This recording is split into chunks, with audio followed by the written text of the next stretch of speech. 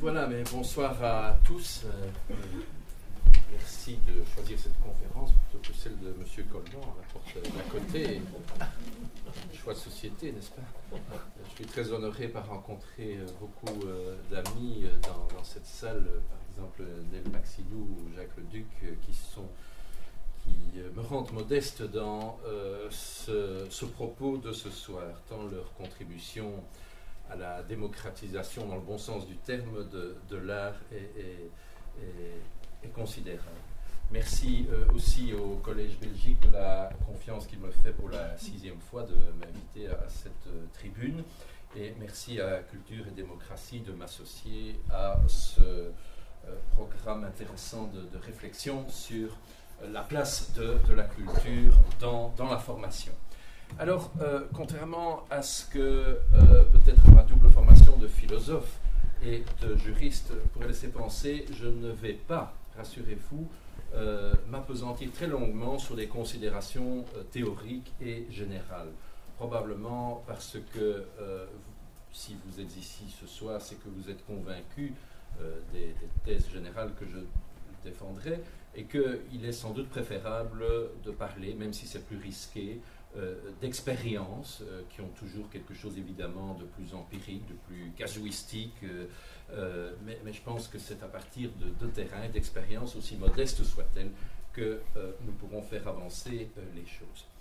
Donc quelques mots de cadrage général avant d'aborder ces deux expériences. Donc mon idée générale que Madame de Villers a rappelée, c'est l'intime conviction que nous vivons dans des sociétés largement bloquées par une forme de pensée unique, bientôt peut-être de langue unique, et que de ce point de vue-là, l'art est vraiment un recours, dans la mesure où c'est certainement un type de pratique et de discours qui garde vivant le sens de l'utopie, qui garde vivante et large une gamme de possibles. Et donc, même dans un objectif d'université, de responsable d'université, qui est un objectif de savoir, je pense vraiment qu'on a tout intérêt à maintenir vivante cette flamme de l'art et de la fiction, de la culture, pour élargir la gamme des possibles, pour garder vivant ce sens de l'utopie, à la fois au sens social et politique, mais également au sens du changement des paradigmes, donc au sens scientifique. Alors évidemment, ça implique que l'on prenne parti entre deux formes de culture bien différentes. Nous avons deux modèles qui s'affrontent dans notre monde contemporain. D'un côté, une conception consumériste, je dirais, d'une culture de masse largement axée, finalisée par le marché et les médias. Alors, ce n'est pas le fait qu'il s'agisse d'une culture de masse qui est critiquable, au contraire, je pense que c'est sa vocation d'aller vers le plus grand nombre, mais ce qui est sans doute critiquable dans ce premier modèle, c'est sa réduction à une sorte de plus petit commun dénominateur, partant toujours de l'idée que nos contemporains ne sont pas prêts à changer leurs habitudes ou à élargir leurs horizons ou à affronter le nouveau et le différent. Dès lors, on assiste là à une standardisation, dirais-je, des productions culturelles de masse, une sorte de McDonaldisation de la culture. Je crois qu'il est inutile d'insister. Simplement, donc, je rappellerai que ce modèle-là, il est largement indexé sur des impératifs de rentabilité économique et, d'autre part, prend largement la voie des contraintes des médias de masse. Il suffit de comparer la qualité de l'humour à la radio, qui souvent, je trouve, de bonne qualité. Personnellement, je ris souvent au jeu des dictionnaires. En revanche, l'humour à la télévision, en raison de contraintes techniques dues aux médias lui-même, il faut réfléchir à ça, me paraît souvent très en deçà de ces autres formes. Alors face à ce premier modèle, il est évident que ce soir, me semble-t-il, le modèle qui nous rassemble, c'est une conception plus critique et plus créatrice de la culture. Je développe en deux mots ces points. Donc une conception critique de la culture en dialogue précisément avec nos savoirs. Et là, on a véritablement une dialectique ou une fécondation réciproque, ça marche dans les deux sens. Nous avons à la fois une culture qui est alors appelée à interroger nos disciplines, à décloisonner nos savoirs. C'est précisément le type même d'expérience que j'évoquerai à propos de cet enseignement de droit et littérature. C'est introduire directement la littérature comme un cheval de Troie, voilà déjà une référence littéraire, dans la forteresse du droit, dont on pourrait croire qu'elle est bien éloignée de la fiction. Mon pari, c'est de dire pas du tout. Et d'autre part, ça marche, la dialectique marche dans les deux sens. Il y a évidemment le mouvement de retour, au sens où, à un certain moment, le travail du concept prend le relais de l'intuition artistique, et donc il y a une place, il y a un travail pour nos disciplines, notamment universitaires, en vue d'approfondir, de faire résonner, de soumettre elles aussi à la critique, les productions culturelles. Les productions culturelles.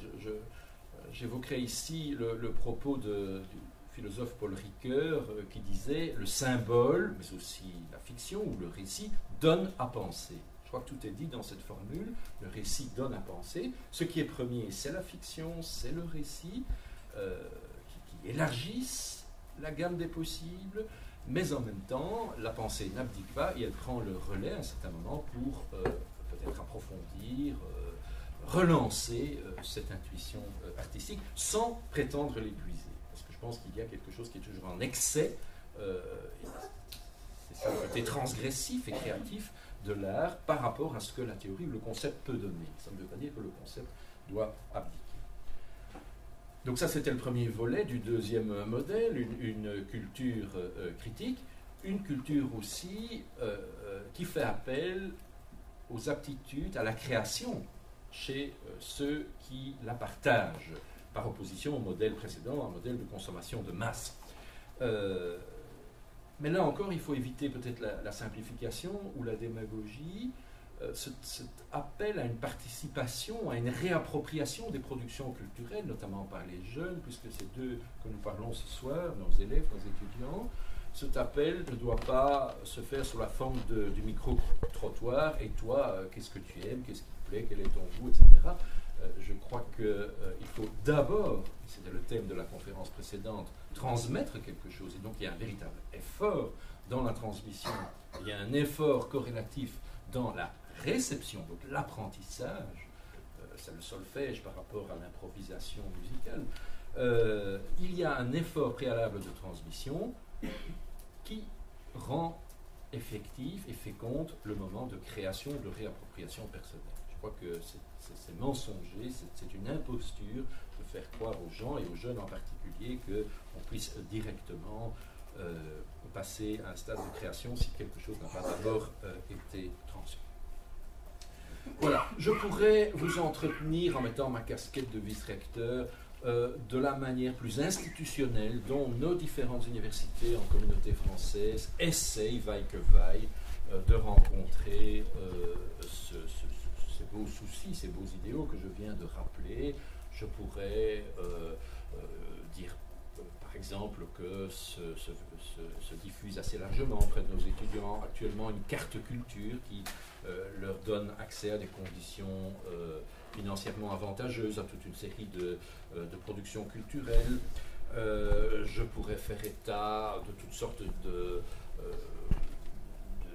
d'innovations pédagogiques visant à introduire une dimension culture dans l'enseignement, mais je pense que c'est relativement rébarbatif et ça ne m'engagerait pas beaucoup. Je préfère donc me jeter à l'eau et vous parler directement de deux expériences personnelles dans mon université, aux facultés Saint-Louis, sur ce terrain.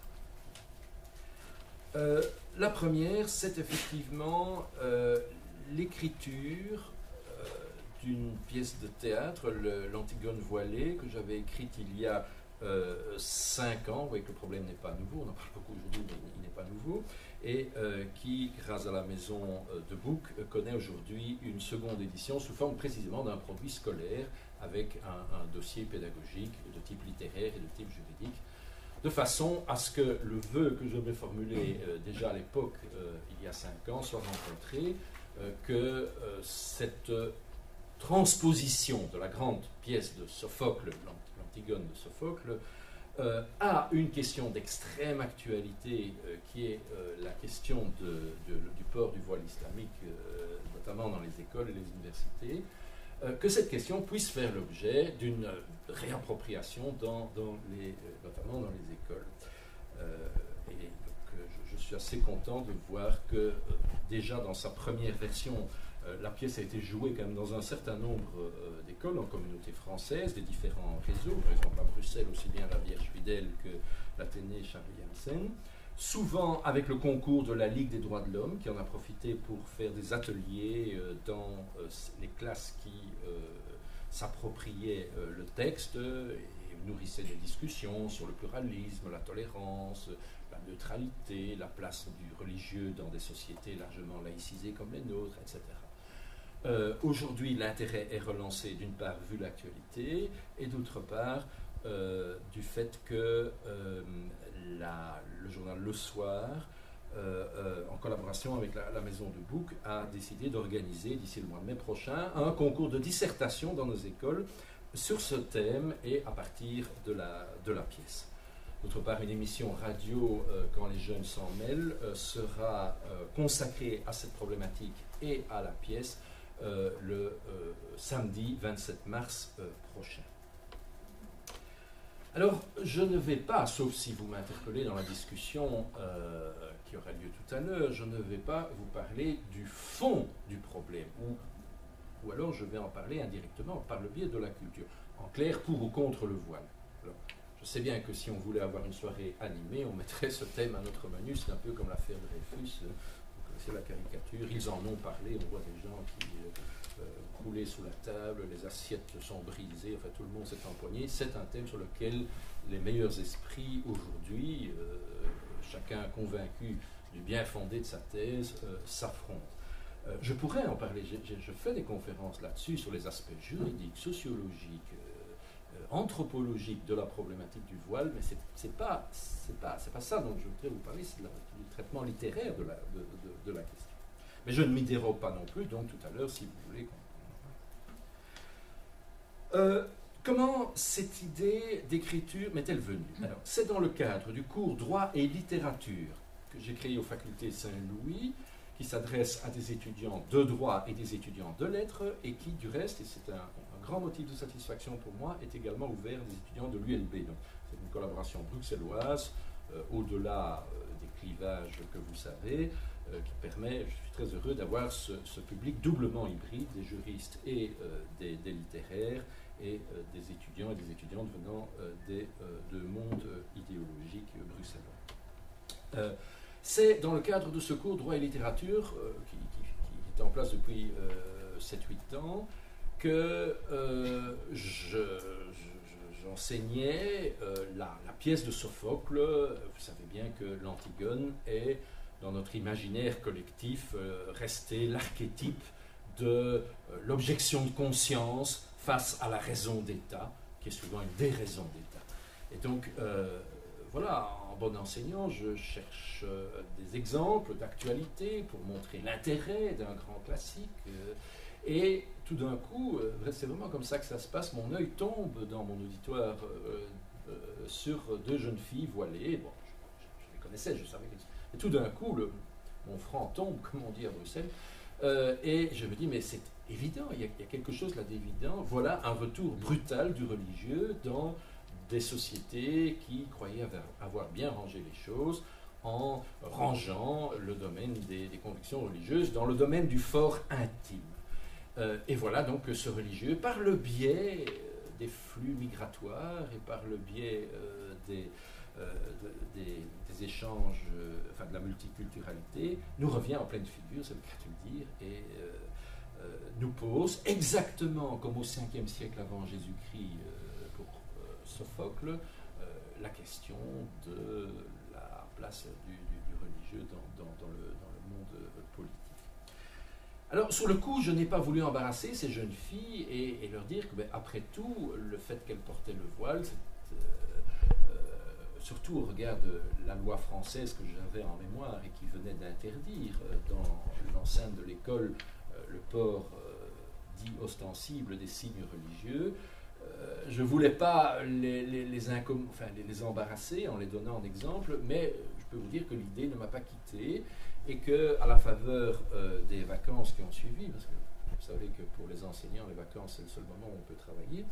Et donc, à la faveur des vacances qui ont suivi, je me suis dit, mais est-ce qu'il ne serait pas quand même possible de traduire, en quelque sorte, mon propos est très modeste, je n'ai rien inventé, je suis un modeste traducteur, traduire, transposer la problématique de Sophocle à notre extrême actualité.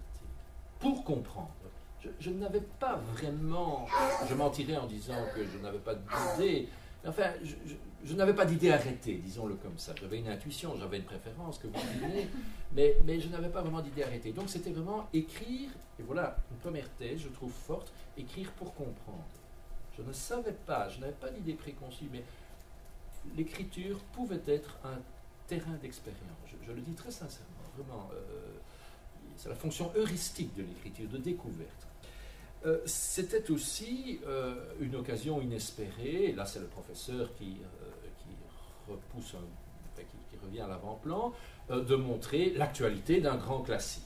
Et ça tout de même, c'est ce que nous devons faire à longueur de journée. Non, la culture, ce ne sont pas des vieilleries qu'on exhume d'un musée poussiéreux, c'est un réservoir de sens dans lequel on peut puiser parce que ces gens ont posé des questions, parfois ont donné des réponses qui ont encore de l'intérêt pour nous 25 siècles plus tard. C'était aussi, petit bénéfice accessoire, l'occasion peut-être d'un peu dédramatiser les débats contemporains, et il faut encore le rappeler aujourd'hui, où plus que jamais ces débats nous agitent, disant qu'après tout, il n'y a peut-être pas de choses si nouvelles sous le soleil, et que donc nous qui croyons découvrir avec horreur peut-être des manifestations de communautarisme ou d'intolérance ou que sais-je, ce sont des questions aussi vieilles que l'humain. Et donc, il y avait aussi une façon un peu ironique, peut-être doucement ironique, de relativiser les débats. Il faut voir les cartes blanches qui s'affrontent aujourd'hui, qui s'échangent dans nos journaux. À cet égard, le ton monte de plus en plus. Une forme d'apocalypse politique est annoncée. Et donc, je pense que de ce point de vue-là aussi, le retour par les classiques pouvait avoir quelque chose de sain, en quelque sorte, dans le débat. Alors, je dois dire que, au moins pour moi, l'auteur, au moment où j'écrivais, je jubilais, je trouvais que ça fonctionnait bien. Le texte de Sophocle n'avait rien perdu de son actualité, les personnages avaient gardé toute leur jeunesse. C'était toujours, 25 siècles plus tard, le même affrontement. Vous voyez que j'élargis justement pour dédramatiser entre Créon et Antigone, dans ma pièce entre Aïcha, la jeune fille qui se voile et qui n'en démordra pas, et son directeur d'école. C'était le même affrontement entre un homme et une femme, entre un très vieux monsieur et une très jeune fille. L'affrontement entre le souci de la chose publique, du politique d'un côté, Créon, le directeur, et le souci des pénates ou de l'univers domestique de l'autre, l'État, la famille, si vous voulez. Et puis encore plus profondément, là, on aborde des zones d'ombre, mais les personnages littéraires sont faits d'ombre et de lumière, c'est ça qui leur donne leur relief et qui les rend proches de nous. C'était aussi l'affrontement entre la vie et la mort. Tout le monde sait que Antigone flirte avec la mort. Il y a quelque chose d'un peu suicidaire, comme chez les personnages terroristes, d'un peu suicidaire dans cette familiarité qu'elle a avec la mort, mais elle a des circonstances atténuantes, puisque tous les personnages qu'elle aime, à commencer par Oedipe, son père, et Jocaste, sa mère, et puis maintenant ses deux frères, sont passés de l'autre côté. Donc, de mon point de vue en tout cas, ça fonctionnait bien. Alors, donc voilà, comme ça j'ai répondu à une première question, mais finalement, quelle était l'occasion de ce passage à la littérature. Maintenant, je peux élargir le propos et dire, mais en ayant fait ça, quel était vraiment votre objectif en tant que professeur de droit qui prend parfois la parole dans le débat public? Et effectivement, j'avais été sollicité à l'époque, donc c'était il y a 5 ans, pour faire partie d'une commission de sages, comme il y en a 36 en Belgique, visant à préparer un débat sur l'interculturalité et rendre un avis, notamment sur le voile. Et j'ai refusé, j'avais pas envie de faire ça. J'avais l'impression qu'on allait produire, mes collègues et moi, un rapport de plus qui allait terminer dans le tiroir de je ne sais quel responsable. J'avais pas l'impression que c'était le bon bout. J'avais l'impression qu'il fallait aborder ce thème par un autre bout qui était celui des passions et de l'imaginaire. Alors, de façon assez précise, je poursuivais 3 buts par ce passage à l'écriture. La première finalité, c'était d'aborder ce problème du voile par le biais de cas individuels. Et je vous assure que pour le juriste que je suis, c'est une véritable révolution copernicienne. Parce que les juristes, ils aiment bien les règles générales et abstraites, les grandes conclusions générales. Et je me disais, mais dans ce débat qui est tellement essentialisé, où on s'envoie à la tête des images et des préjugés, le voile, l'islam, le voile qui serait nécessairement le symbole de soumission de la femme, l'islam qui aurait une espèce de penchant congénital à la violence et au djihad. L'Occident, notre Occident, qui serait nécessairement libéré de toutes ces passions obscures. Tout ça, c'est un débat tellement essentialisé, absolutisé, que je pense que ça peut être sain de prendre le problème par le biais le plus singulier, le plus individuel, en se disant qu'une femme n'est pas une autre, qu'une version de l'islam n'est pas une autre, et qu'il faut entrer dans les motivations, dans le récit de chacun. Ce faisant, je pense 2 choses. Je pense que je suis fidèle à l'inspiration profonde des droits de l'homme, dont tout le monde se gargarise dans les 2 camps. Et les droits de l'homme, c'est précisément ce pari sur la valeur irréductible de l'humain singulier. Serais-je même le seul à penser comme ça? J'ai le droit de m'exprimer.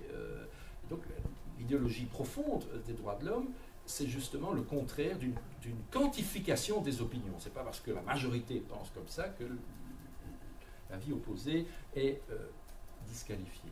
Donc je pense que c'est une démarche qui est fidèle à l'inspiration des droits de l'homme. Je pense surtout que c'est une démarche qui est fidèle à la littérature que l'on peut présenter comme un laboratoire expérimental de l'humain. Donc, par le biais de la littérature, on peut explorer en quelque sorte des situations, mieux les comprendre et peut-être tester des scénarios alternatifs. C'était mon 2e but. Mon 2e but, c'était l'espoir secret qu'une mise en intrigue, une mise en récit de l'histoire d'une jeune fille, qui donc, chez moi s'appelle Aïcha, qui est la sœur de 2 frères qui se sont entretués pour des raisons. Vous voyez bien que c'est la transposition de Sophocle.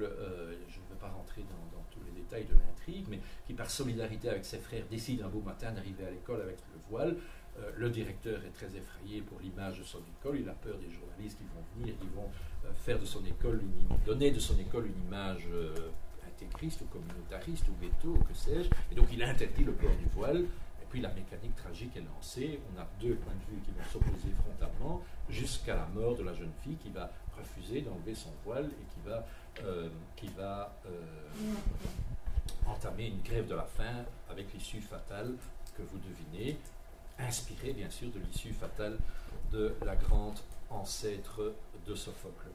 Bien, je me disais, la mise en intrigue donc, de cette histoire qui va permettre de contextualiser les arguments qu'on rencontre dans le débat public, mais qui va leur donner en quelque sorte un poids de chair, permettra peut-être de trouver un scénario de sortie de crise et peut-être de débloquer le 3e but que je poursuivais dans cette opération, donc refus de traiter le problème de manière conceptuelle et théorique en contribuant à un rapport universitaire de plus, et passage à l'écriture de fiction. Troisième but que je poursuivais, c'était l'idée de réattirer l'attention des intellectuels que nous sommes sur l'importance des passions dans la vie politique.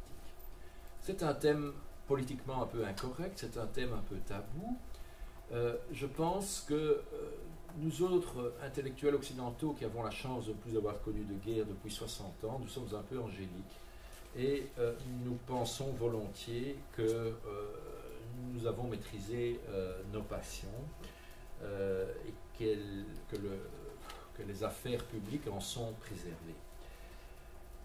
Je crois que c'est une grave erreur et la réponse se trouve chez Sophocle lui-même, dans l'Antigone précisément, parce que dans le premier Stasimon, qui est donc le premier grand chant du chœur, il est dit à un moment donné cette phrase extraordinaire: les passions qui gouvernent les cités, les hommes se les sont appris à eux-mêmes. Les passions qui gouvernent les cités, les hommes se les sont appris à eux-mêmes. Alors il y a deux enseignements dans ce vers. Le premier, c'est que ce qui gouverne les cités, ce qui est vraiment au fondement du fondement, ce n'est pas la raison, ce n'est pas la loi, la constitution, et c'est le juriste qui le dit, ce sont les passions sous-jacentes, et ces passions, eh bien, nous les expérimentons, nous les enseignons à nous-mêmes. Alors, des passions, il y en a de bonnes et de mauvaises. Il y a des passions formidables, des passions émancipatrices, des passions de libération, des passions de liberté, d'égalité, de fraternité, lorsque nous sommes capables du meilleur. Plus jamais ça, avons-nous dit en 1945, et on a fait le meilleur, on a construit la sécurité sociale et on a construit une organisation des Nations Unies sur le vœu de rejeter le recours à la guerre. Et puis il y a des passions mortifères qui ne désarment évidemment jamais, au premier rang desquelles je mets la peur. Depuis, on sait ça, depuis Machiavel ou Hobbes, la passion politique fondamentale, c'est la peur, et il suffit de lire des études concernant par exemple l'électorat des partis d'extrême droite, peut-être aussi d'extrême gauche, on en parle moins aujourd'hui. C'est la peur, évidemment, qui est le ressort de ces réflexes. D'ailleurs, on le dit xénophobe, dans xénophobie, mais il y a bien une peur. Et donc, je me disais, plutôt que de faire le dégoûté, en quelque sorte, et de tourner le dos à cette face d'ombre de la vie, du lien social, il faut au contraire le mettre en scène. Il faut lui permettre de s'exprimer, de s'épancher, un peu comme un abcès qui va suppurer pour, et je reviens au plus classique des classiques, produire l'effet de catharsis. Produire l'effet de catharsis. C'est ça la catharsis, me semble-t-il. C'est permettre à une passion d'exploser pour pouvoir la traiter, éventuellement la dépasser. Il y a un deuxième sens aussi, nous disent les spécialistes, de cette opération de catharsis. C'est pas seulement la purgation des passions, c'est aussi une sorte d'apprentissage. Et l'on retrouve alors l'idée de Sophocle, ces passions, nous les apprenons à nous-mêmes. Et donc, justement, à l'occasion de ce type d'exercice, écrire une pièce de théâtre sur ce voile qui dérange, sur cette xénophobie qui nous gagne, sur ce racisme qui menace toujours, écrire une pièce de théâtre là-dessus, c'est aussi faire une païdéa, c'est l'occasion de se lancer dans une sorte de démocratie pédagogique et d'apprendre les uns des autres. Et donc, il était essentiel, au-delà de l'écriture, que le texte soit réapproprié, discuté, sous forme alors plus pédagogique, et d'où j'étais content de l'écho qu'il avait reçu de la part de la Ligue des droits de l'homme, qui avait organisé ce type de débat dans une série d'écoles. La pièce a également a été jouée quelques fois dans des maisons de la culture, notamment j'ai un très bon souvenir d'une maison de la culture flamande à Bruxelles, Vaartkapoen, le long du canal. Alors c'est quand même un exemple formidable, voilà de l'argent de la communauté flamande qui sert à monter la pièce d'un auteur francophone devant un public exclusivement féminin de femmes issues de l'immigration maghrébine. Et donc, il y a eu tout un travail sur le texte avec des femmes maghrébines qui se réappropriaient le texte. C'était vraiment très, très intéressant.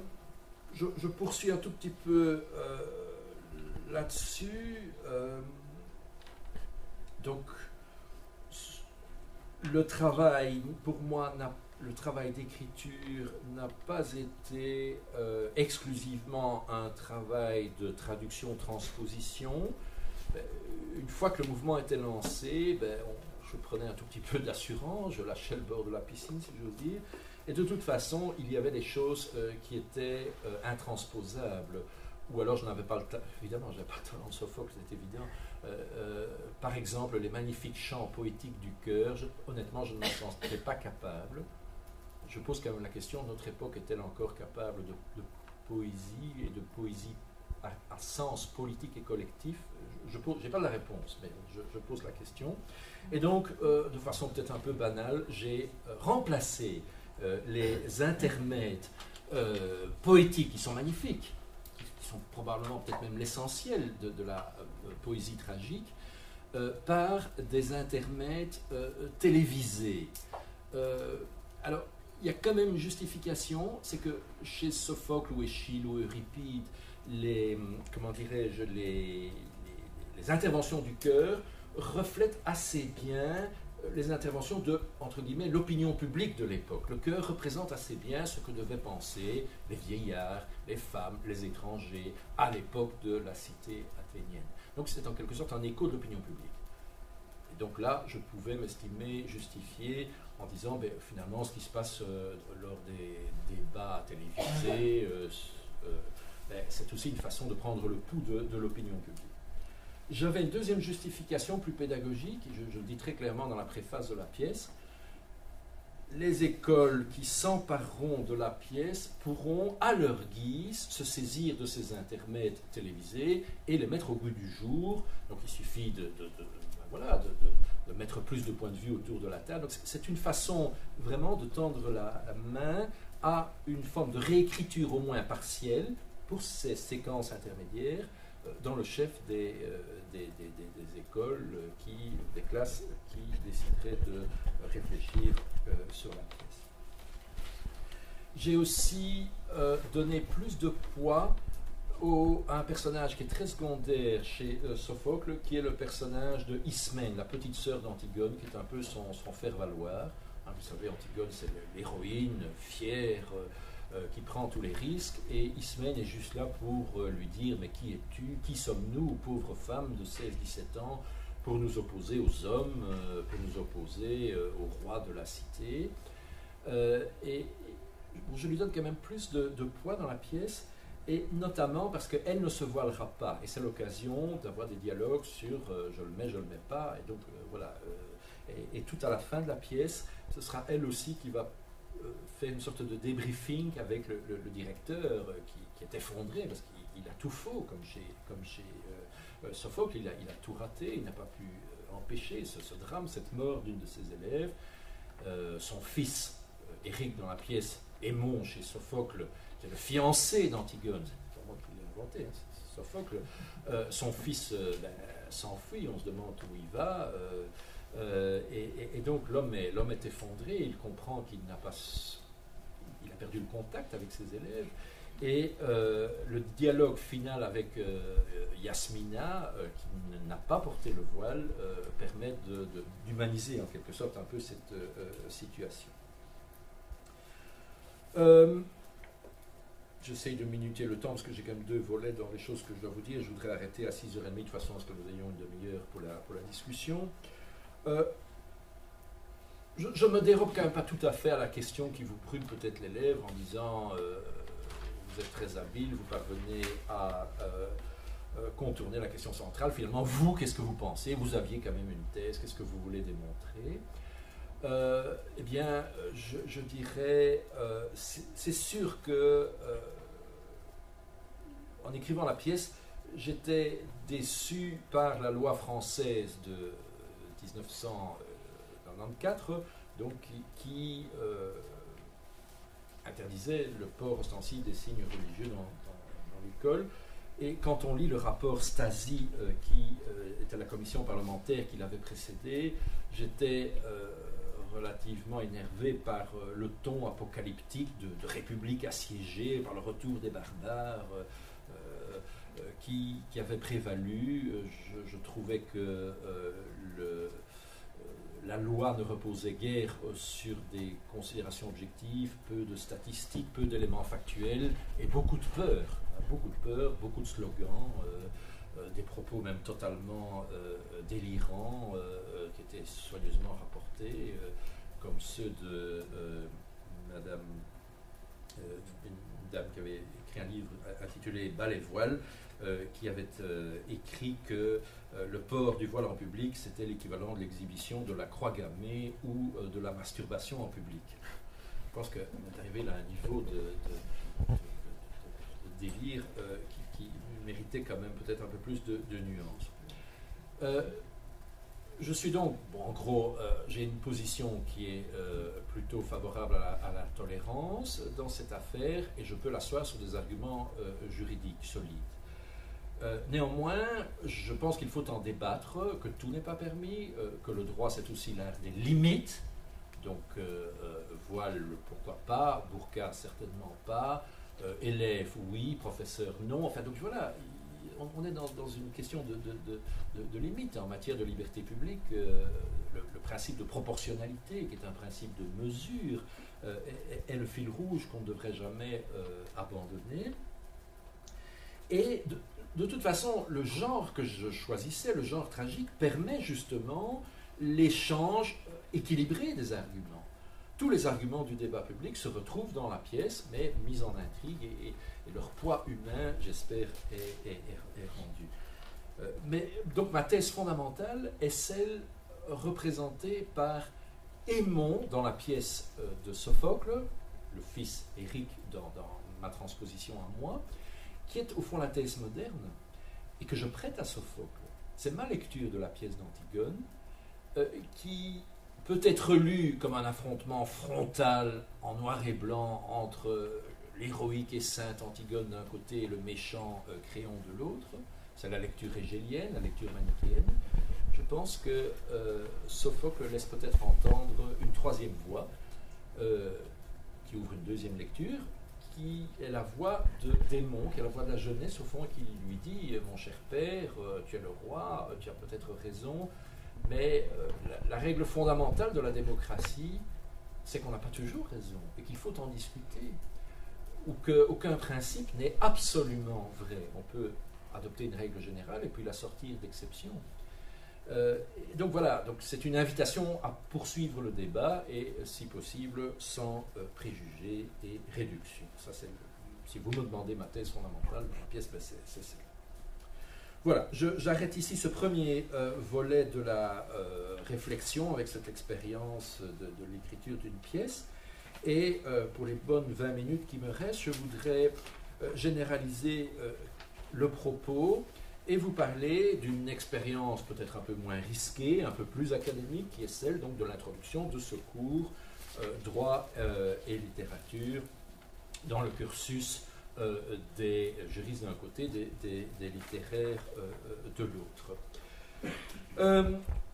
Ce courant droit et littérature n'est pas très connu en Europe, il est très développé aux États-Unis, et il se divise en trois grands axes. C'est à la fois le droit de la littérature, donc c'est la manière dont le droit se saisit des phénomènes littéraires, sous la forme par exemple de la réglementation du copyright et du droit d'auteur, sous la forme de la réglementation de la censure, ou alors des choses plus techniques comme le prix du livre ou la réglementation des bibliothèques publiques ou des programmes scolaires.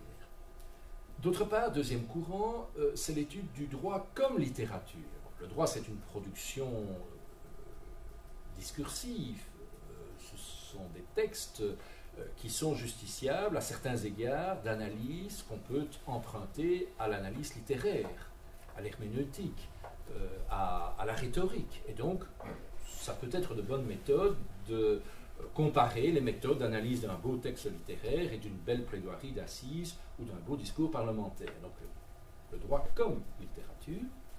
Enfin, tout ça est encore, vous le voyez bien, assez périphérique. Ce qui m'intéresse, c'est le droit dans la littérature, c'est-à-dire la manière dont les grands textes de fiction se saisissent des problèmes les plus fondamentaux du lien social, du pouvoir, du droit de punir, de la résistance à l'oppression, de la propriété, du statut du malade mental dans la société, enfin 1001 sujets fondamentaux que la littérature a rencontrés bien avant le droit et auxquels elle donne parfois des solutions soit originales, soit vraiment qui ont été fondatrices pour le droit.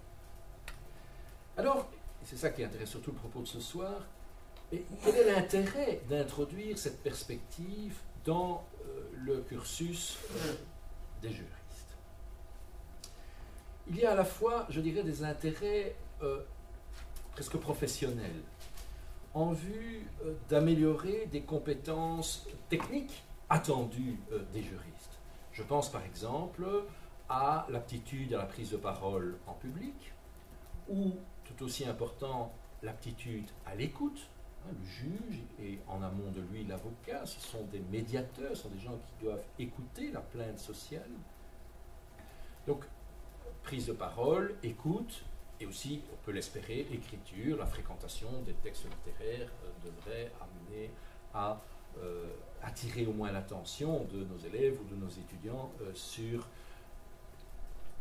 l'orthographe, si on veut, les belles tournures, les belles lettres, mais aussi tout simplement sur les puissances, je dirais ça, sur les puissances de l'écrit, sur le pouvoir du langage. Tout ce qu'on peut faire par le biais du langage et aussi par le biais de ses silences ou de ses non-dits. Donc des aptitudes techniques. Et puis aussi, plus fondamental, le passage par la littérature peut améliorer des aptitudes, je dirais, de type, attirer l'attention sur des aptitudes de type moral, une certaine capacité d'empathie, une certaine capacité de mise à la place de l'autre. Vous voyez qu'on est très loin de l'image qu'on se fait traditionnellement de l'aptitude d'un juriste. Les études de droit sont généralement associées à des gros codes, à des performances de mémoire, à un formalisme procédurier. Tout cela n'est pas faux.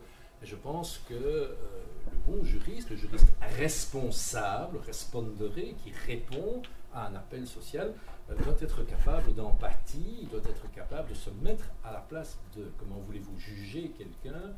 C'est une très belle formule justement dans ce procès très curieux de cette mère poursuivie pour infanticide et finalement acquittée au motif de déni de grossesse. Le juge a eu cette très belle formule: Madame, j'essaie de vous comprendre avant de vous juger. Magnifique, 20 sur 20. Voilà. Capacité d'empathie, capacité aussi d'imagination. Je soutiens cette thèse qu'un bon juriste, même le juriste le plus technique dans des affaires de droit financier, le bon juriste doit être capable, évidemment, d'aller au-delà de la lettre du code, au-delà du code lui-même, et d'inventer des solutions. Donc cet esprit d'imagination, de créativité, et si on veut en donner une version plus engagée, cet esprit d'utopie contre la pensée unique et tous les blocages qui paralysent notre société, c'est vraiment quelque chose d'essentiel pour une formation responsable de juriste. Un professeur de droit que je cite dans mon livre, Raconter la loi, un professeur de droit disait je sensibilise mes étudiants aux problèmes qui ne se posent pas encore. Voilà, la littérature comme exploration des possibles. Et un juge américain à la Cour suprême, vous savez, la Cour suprême des États-Unis, c'est la juridiction la plus célèbre au monde, le juge Breyer, disait que lors de son entretien d'embauche, si j'ose dire, devant la commission de la justice du Sénat américain, donc ça n'a pas intérêt à dire des sottises à ce moment-là, a eu le courage de dire que la lecture quotidienne de la littérature était une des choses les plus utiles à son métier de juge. C'est pas n'importe qui, le juge Breyer, Cour suprême des États-Unis. Un exemple tragique, l'affaire d'Outreau.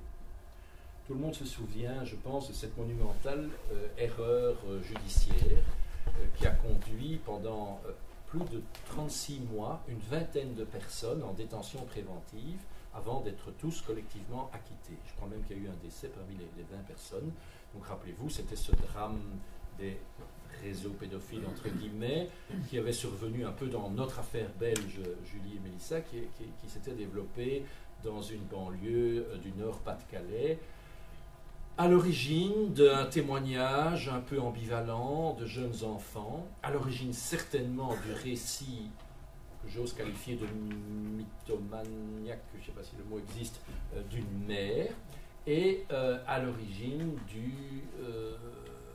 duquel se trouvait un jeune et brillant juge d'instruction, le juge Burgot, qui avait passé brillamment ses examens de l'école de la magistrature, mais qui certainement n'avait pas eu de cours droit et littérature, et qui donc partait de la certitude que la parole des enfants est nécessairement symbole de vérité, qu'une mère de famille dit nécessairement la vérité. Donc, au fond, ce jeune juge d'instruction a été complètement mené en bateau par le récit d'une mère mythomane dans un contexte finalement plus médiocre que véritablement criminel. Alors, c'est très intéressant que deux juges français se soient saisis de cet exemple, donc de l'affaire Doutreau, pour écrire un petit livre intitulé « Les nouvelles sorcières de Salem ».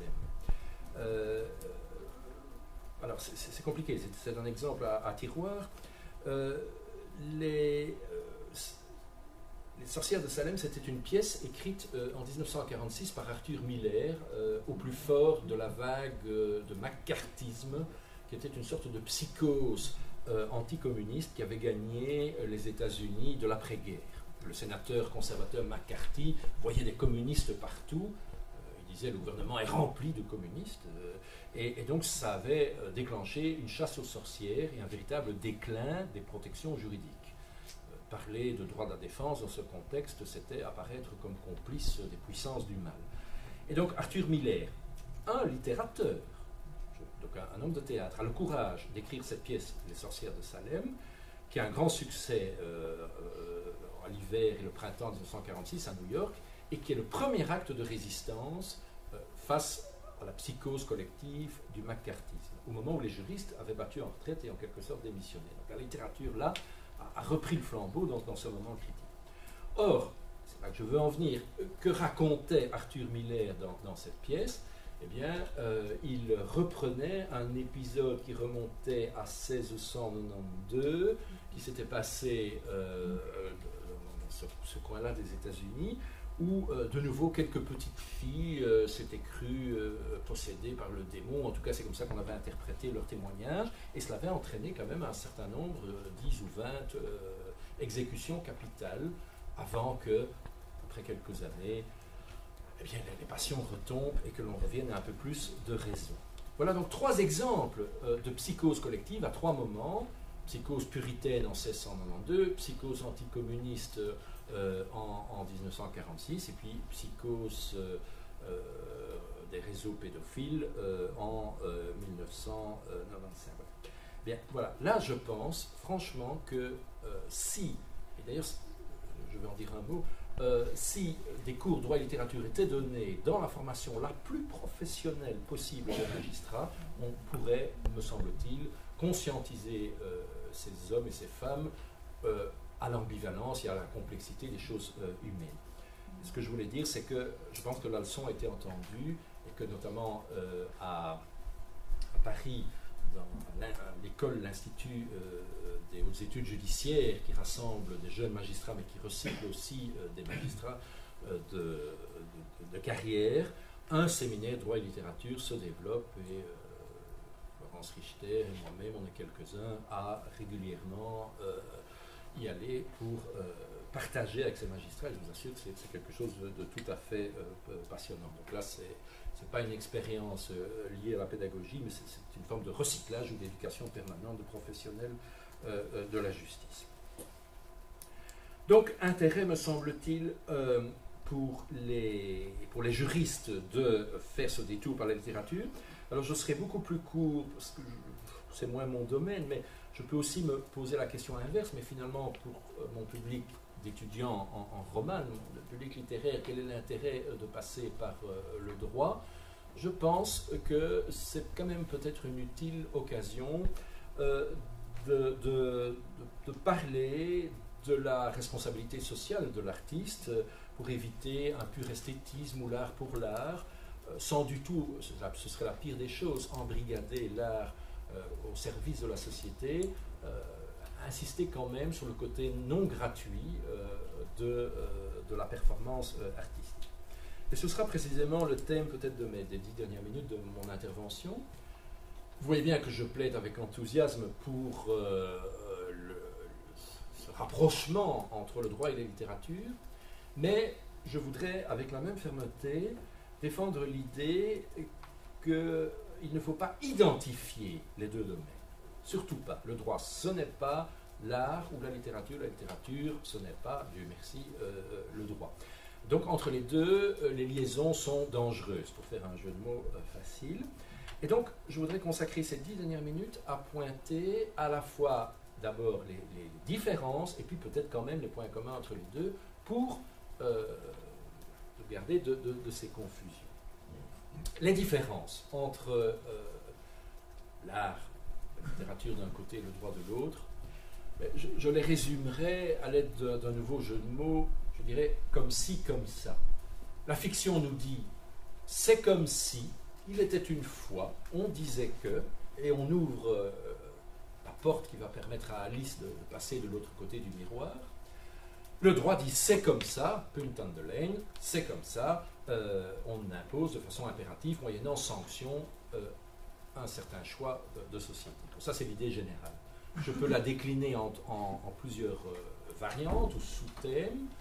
Le droit codifie la réalité, alors que la littérature, comme je l'ai déjà dit plusieurs fois, ouvre largement le domaine des possibles, et notamment l'humour, dont je n'ai pas beaucoup parlé, joue là un rôle très important pour dénoncer nos bonnes consciences, nos certitudes, et nous permettre de voir les choses un peu autrement. C'est le point de vue du fou du roi, qui dit, il rappelle au roi qu'il est nu et que sa chanson sonne parfois faux. Deuxième déclinaison du thème général, comme ci, comme ça, le droit stabilise des attentes, crée de la sécurité juridique. Donc, il y a une vocation un peu conservatrice du droit, même s'il s'agit d'un droit progressiste. On stabilise le jeu pour garantir une certaine prévisibilité des comportements ou sécurité juridique.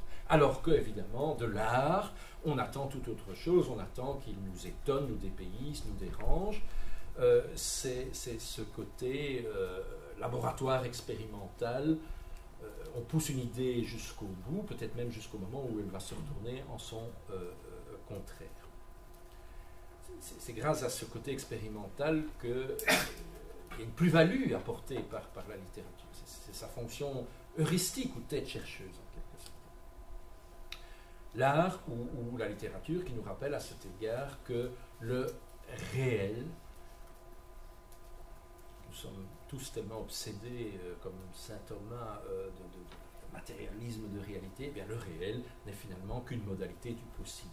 Et à tout prendre, le possible est beaucoup plus riche, beaucoup plus passionnant, beaucoup plus large que ce pauvre réel qui impose tellement sa dictature sur l'imaginaire contemporain. Troisième déclinaison du thème, alors c'est la manière dont on traite les gens, les individus. Le droit met en circulation des personnes qui correspondent à des statuts fixes, le bon père de famille, le belge moyen, le commerçant diligent, des statuts auxquels correspondent des droits et des devoirs, tandis que, de l'autre côté, la littérature met en circulation des personnages qui se signalent par, me semble-t-il, leur mouvance et leur ambivalence, ce que j'appelais tout à l'heure le côté clair-obscur des personnages. Donc on a une identité juridique, celle de nos cartes d'identité qui nous attribuent un sexe, une couleur de peau, un âge, une profession déterminée. Je ne critique pas, mais c'est une forme d'identité. Et face à cela, on a une identité beaucoup plus riche, beaucoup plus variable, qui est l'identité narrative de cet être que nous devenons ou que nous essayons d'être et qui ne correspond pas nécessairement à l'identité objective de l'état civil. Et on a déjà le motif d'innombrables trames romanesques sur la manière dont s'entrelacent ces deux formes d'identité. Enfin, quatrième manière de décliner cette différence entre le droit et la littérature. Je disais, le domaine du droit, c'est le domaine de la généralité et de l'abstraction, alors que l'art, me semble-t-il, cultive le singulier, au double sens du terme, de ce qui est unique et individuel, peut-être aussi tout ce qui est étrange, parce que chaque être humain est un monde en soi, un monde singulier. Mais, c'est ça qui est formidable, ce singulier, c'est peut-être aussi une façon de réécrire l'universel. Et donc là aussi, il y a une proposition philosophique forte par l'art, notamment la littérature, eh bien, on a une façon d'enrichir, une voie pour affiner, approfondir, enrichir l'universel à partir du singulier. Je vous assure que pour le juriste que je suis, formuler cette thèse, c'était pas évident. C'est vraiment pas ça du tout qu'on m'a appris sur les bancs de la faculté, et j'en suis pourtant aujourd'hui intimement convaincu. C'est ce que Kant appelait le jugement réfléchissant. C'est-à-dire à partir de la déduction, à partir d'une prémisse préétablie, mais à partir du plus singulier pour finalement enrichir notre conception de l'universel. Alors ça, ce sont donc les points de divergence qui nous interdisent d'identifier les deux domaines. Maintenant, les points de ressemblance, enfin, les points d'échange, de permutation des positions. Au fond, ce que j'ai dit jusqu'ici, c'est que le droit était du côté des formes instituées, du côté du stable, et que l'art était du côté des forces instituantes, du côté des mouvements sociaux. Eh bien, il faut avoir le courage d'inverser la dialectique et de montrer que ça peut jouer aussi dans l'autre sens, et de dire que parfois, c'est le droit qui est mu par une forme d'imaginaire créatif, qui est un levier de changement social, tandis qu'à l'inverse, la littérature, l'art comme produit social, s'inscrit aussi quand même, au moins au minimum, dans des formes stables, des formes instituées, ou un peu stables quand même. Alors, du point de vue du droit, je pourrais plaider longuement en montrant que le droit vivant est basé sur un imaginaire, un roman politique pour le droit public, intrigue privée pour le droit de la famille ou le droit privé.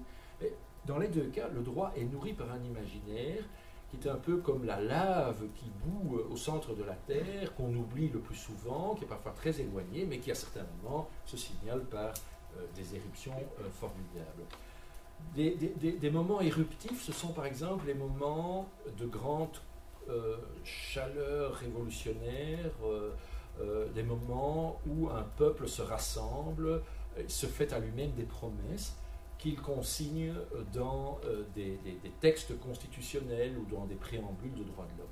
Alors, pour faire bref, tout le monde comprendra ce que je veux dire. Il me semble que le génie d'Obama, par exemple, c'est d'être un homme qui se tient au plus près de ces forces imaginaires de la nation américaine, en lui rappelant ce qu'elle a de meilleur, les promesses de liberté, de fraternité, que ce peuple de pionniers s'est fait à lui-même depuis le XVIIIe siècle. Et il a su, après les années Bush, raccommoder ce peuple et lui rendre en quelque sorte un projet en le branchant, un peu comme on branche une batterie épuisée sur la prise, en le branchant sur cet imaginaire constitutionnel. Donc là, vous comprenez ce que je veux dire quand je parle de roman politique. Donc je n'insiste pas là-dessus, et je termine avec l'autre volet, donc la littérature du côté des forces instituantes, du côté des formes instituées, du côté des choses stables.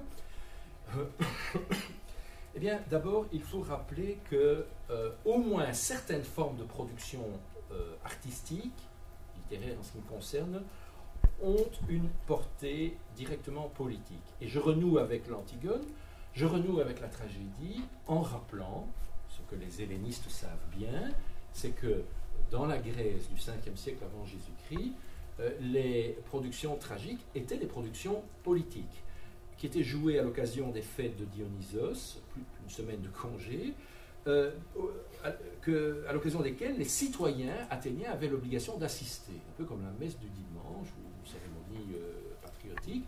Les citoyens devaient assister à ces représentations tragiques. Du reste, eux-mêmes y participaient souvent parce que les chœurs comportaient parfois des centaines de personnes, recruter parmi ses citoyens. Et puis surtout l'objet même de la tragédie, ce dont on parlait dans les pièces de Sophocle, d'Échille, d'Euripide, ce sont des problèmes que la cité, qui était en voie de démocratisation, en voie de laïcisation, des problèmes qu'elle se posait à elle-même. C'est un miroir qu'elle se tend, dans lequel elle se réfléchit. Donc voilà un genre de type, je ne dis pas que c'est le cas de tous les genres artistiques, mais il y a au moins certaines productions qui ont. Deuxièmement, le rapport à la morale. Je dis, il y a dans les productions littéraires des enjeux de valeur. Alors comprenez-moi bien, il n'y a rien de pire qu'une littérature prêchi-prêcha, une littérature de type conventionnel. Et souvent, le meilleur de la littérature est de type dénonciatrice, qui, comme Molière, met le doigt sur notre fausse bonne conscience, sur nos impostures, sur nos petits arrangements moraux.